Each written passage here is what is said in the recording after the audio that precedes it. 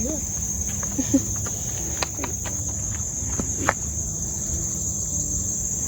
you think there will be bugs on those ones? Huh? I have to go real slow up and see.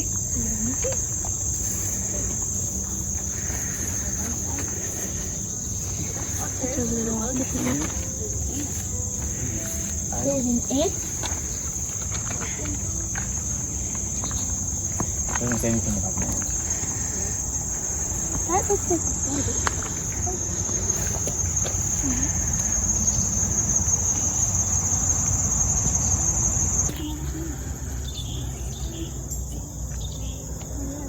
Ants are native to. That is. Oh, no, there's another baby. I think that's just a cricket. I did it. He got on my. I'm so shaky. I'm sorry. I was completely still. I don't know. That dog's up there got a problem.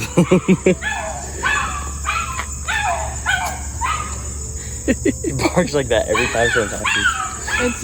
It's a tiny tree. Mom, there's more goldenrod. Yeah, there is.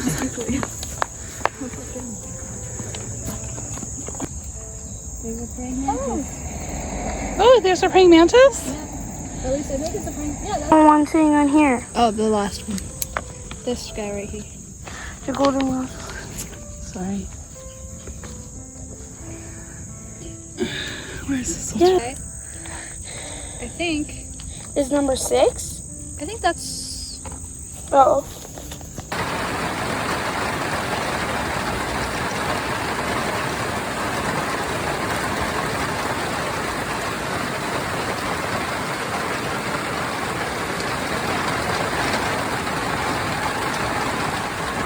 Hello everybody, welcome back to my channel and welcome to this not so weekly wrap up.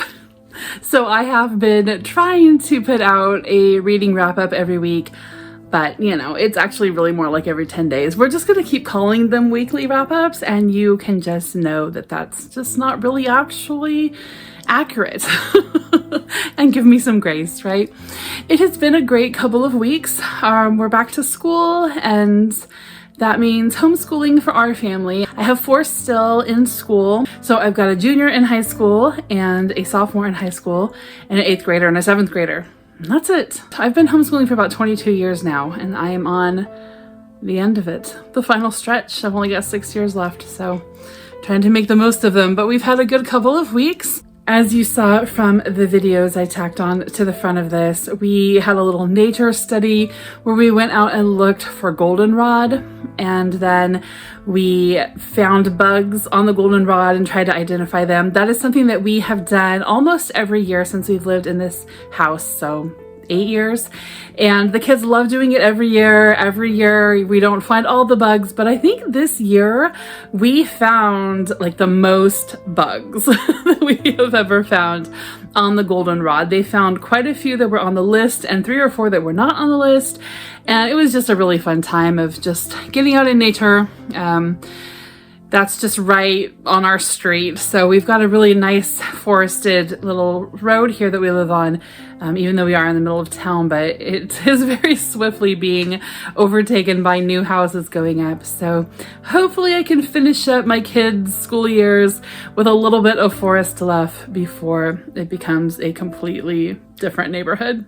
And then later that day, we had a big thunderstorm with lots of rain and found a rainbow in our backyard. And what the video does not actually capture, because we didn't figure this out until I was done making the video, is that that rainbow actually began and ended in our backyard. So I showed you kind of like the end of it, right? The right side of it, but it actually curved all the way around and the left side of it was hitting the ground in our backyard as well. So that was really cool. It was only like 20 or 30 feet off the ground, if that. And so that was just neat. I'd never seen anything like that. And we all got excited because there was a rainbow in the backyard. My son even wrote a poem about it. So it was a pretty great day. But now I'm going to check in with you guys with the stuff that I have been reading. So I've got 4 here that I've completed. And the first one is Hamnet by Maggie O'Farrell, which I read for Shaketember. And it will probably be my only Shaketember read. I was going to read As You Like It, and I may still, but I don't know, I'm not in the mood. So if I get in the mood before the end of the month, I might read it. Otherwise, this will be it. But this book, whoa, it really affected me. It was hard, but just so amazing. And I kept thinking about like what kind of a mindset and like a quiet place that author would have had to create for herself in order to write something like this. Because it, from what we can tell, is mainly completely made up. And so just to put herself in the place of writing this the way she did, like she would have just really had to have some serious self-control and focus. It is a story about the plague, and it is a story about Shakespeare's son Hamnet. And it is mainly a story about Shakespeare's wife, who we know is Anne Hathaway, but this book calls Annice. Spelled like Agnes, and I don't think I can ever see the name Agnes again and not think of Annice. The majority of this story, if not all of it, is from her perspective. And it's about the loss of a child and the struggle and the what it does to you, and how it changes how you see yourself, and this extended mourning time that the mother went through, asking herself all the questions that you ask when you lose a child. How could I have stopped this from happening? Why didn't I recognize the signs earlier? What kind of a mother am I to allow this to have happened to my precious child? And I just felt this book so much. It was hard to read, but it was one of the best books I've ever read. And she just really got into the mind of a mother, and especially a mother who has experienced child loss. And whether it's, an actual death or just a distancing between you and your child. So much of this, it touched me. It physically affected me. It made my heart hurt.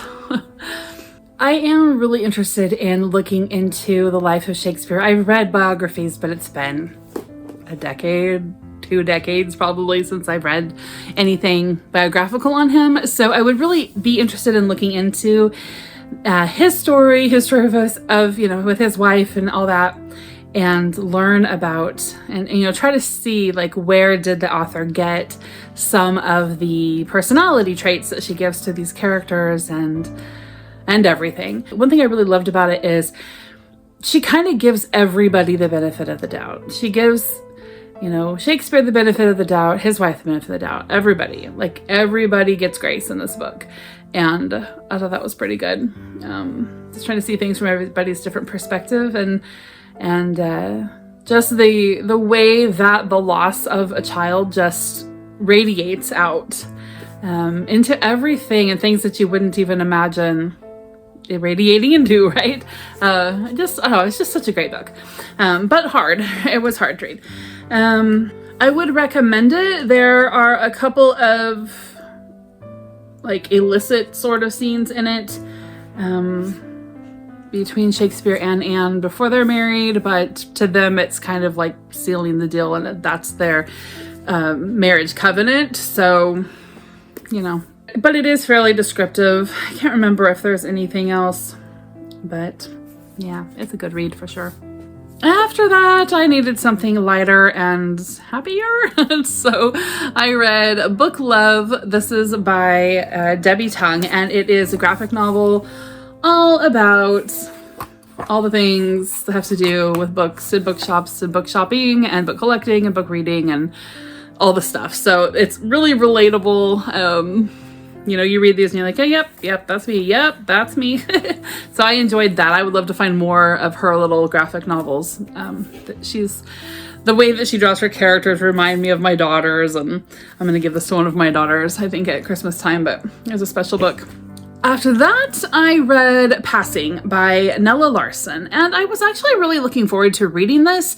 So I was a little confused about what the topic was, but basically there are two women, they are Black women who grew up together. In adulthood, they reconnect. They are both light-skinned women and can technically pass for white or, European, Italian or something if they really wanted to. Well, one does. In fact, her own husband doesn't even realize that she is actually of African-American heritage. And then the other one does not, unless she needs to, right? She wants to get into a nice restaurant or whatever, then she doesn't necessarily try to pass, but she doesn't correct people when they think, again, that she's, European or something. And so it just kind of tells the story about these two women and how their lives are a little bit different, but it's not so much their lives really as just their outlooks on life, their perspective on life. It is a very interesting topic and one that I really do want to read more on, but I think that I need a nonfiction or just something else because this was not well executed in my opinion. The writing was great. Like this author was a very intelligent woman and wrote very intelligently, and like there's no question there. The writing was good. But just the story she told, now listen, it's also written in that period of literature history that I really do not like the modernist era, like 1910 to 1939, when it was like F. Scott Fitzgerald and Evelyn Waugh and like Virginia Woolf and Elizabeth von Arnim and just these. I don't like that style. I don't like that modernist writing style at all. And this is definitely like, this woman could like sit at the top of the list of the modernist writers from that time period because it is well written and she 100% fits the bill of that little genre of writing.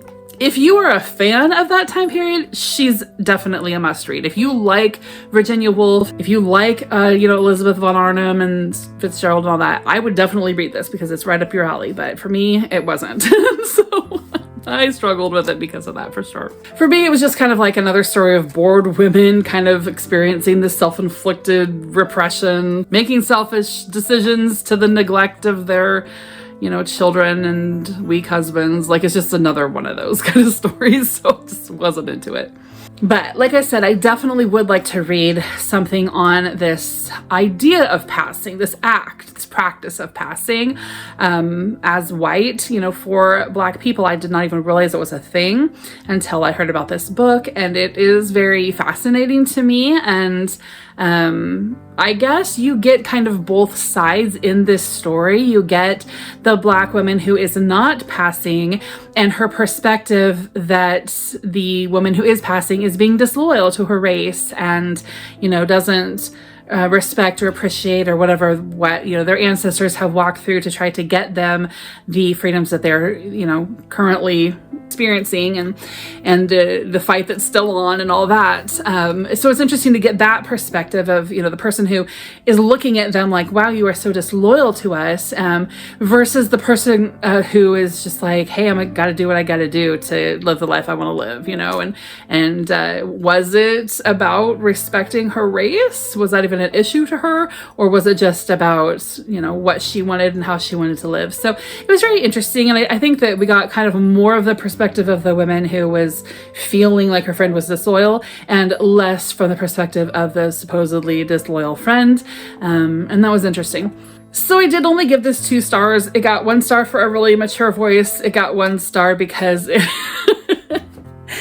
it had a super surprising, if not over the top, kind of frustratingly ambiguous ending. And I was like, genius and also irritating as far as the ending goes. But yeah, you gotta read it. I mean, read it. It's not that long.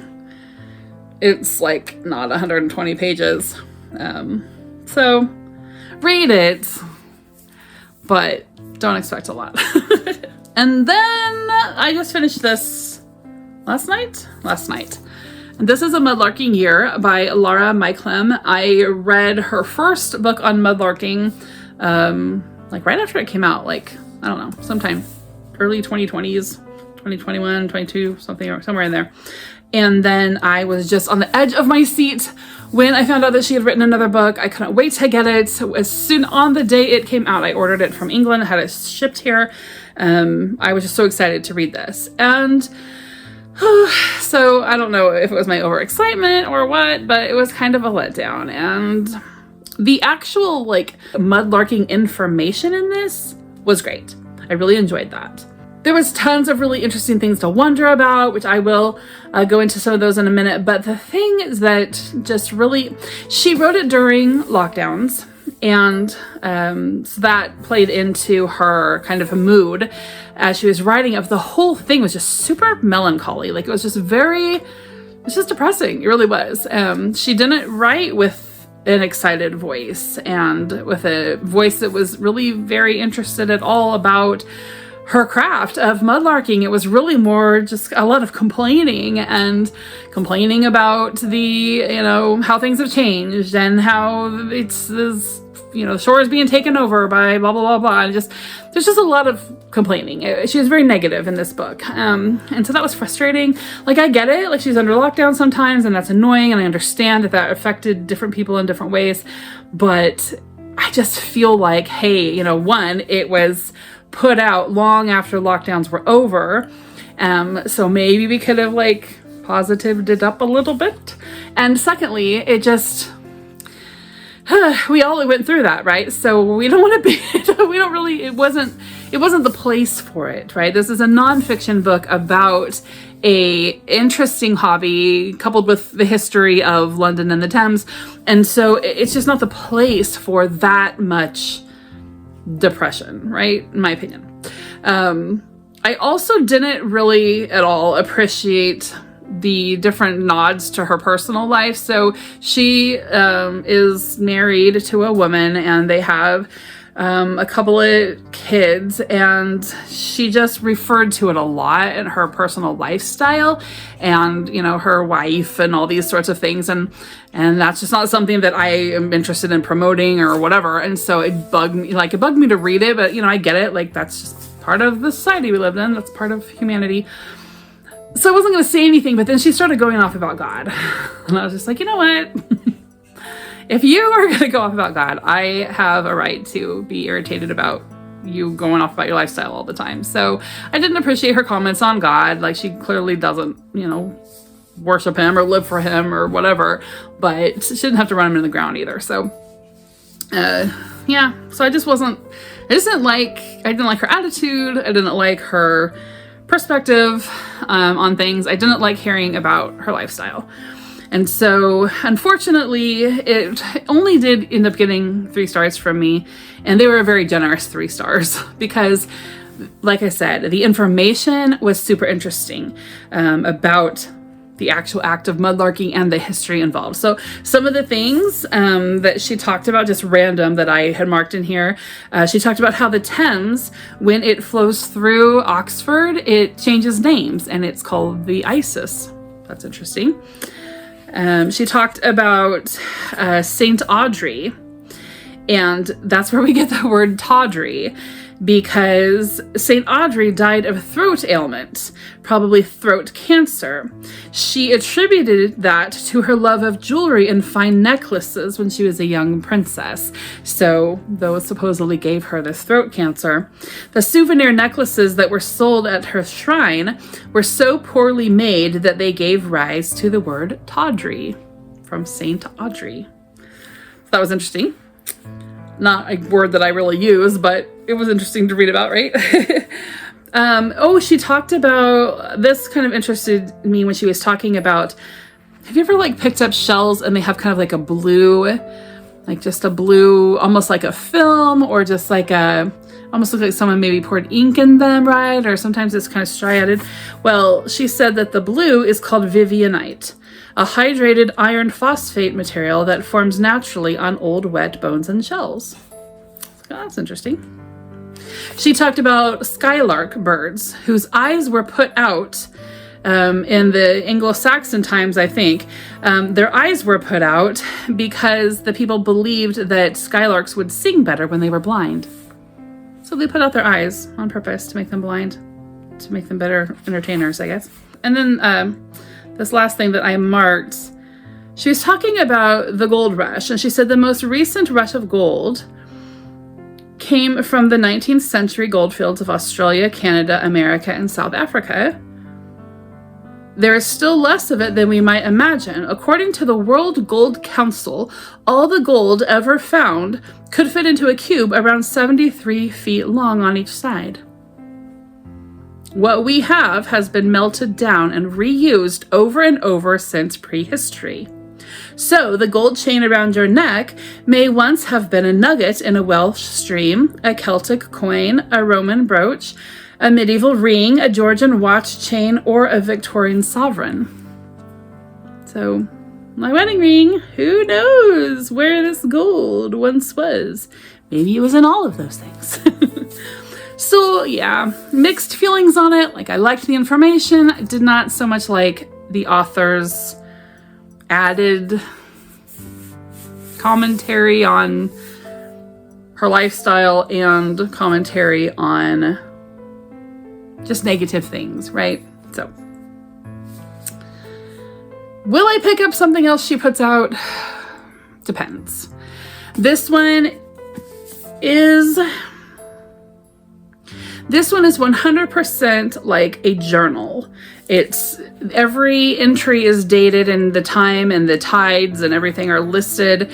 It is a journal. When you write in your journal, you talk about your personal life. That's understandable. So if it was a journal form where she was mentioning personal life, probably not. It probably wouldn't. But if it was more of an informational book and just a story that just really focused on the actual act of mudlarking like her previous one did, yeah, I think I'd pick it up again.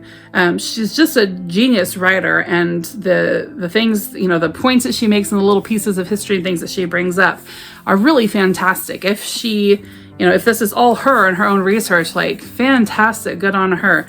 But just, I didn't like the personal part of it. And that's it. That's what I have been reading. Miriam and I were joking last week in the comments about just, you know, we make all these plans for the month and then we throw it all to the wind and read whatever we want. And that's kind of where I'm at right now. I'm just kind of throwing all my plans to the wind and I'm mood reading. The book I'm reading right now is called The Girl in the Photograph by Kate Riordan. It's kind of slow moving. I'm almost 100 pages in and it's still kind of slow moving. So I don't know, but I was just in the mood for reading a Gothic. We're supposed to have storms like every day for at least a week. And so it's just a stormy weather read, at least it's supposed to be. We'll see. It's gonna have to really pick up here in a minute. But I am preparing for my Gothic October event next month, but it's all classic Gothics, right? So I figured, well, if I'm in the mood, maybe I will pull out my more modern Gothics and read those for the second half of September, and all in preparation for Gothic October. But then the other part of me is like, well, if I get burnt out on Gothics, then I'm not going to enjoy the event. So I'm just overthinking everything. But right now I'm in the mood, so I hope that this book just picks up and starts getting really suspenseful and interesting. All right, guys, I hope you're having a beautiful day. I will see you soon. Bye-bye.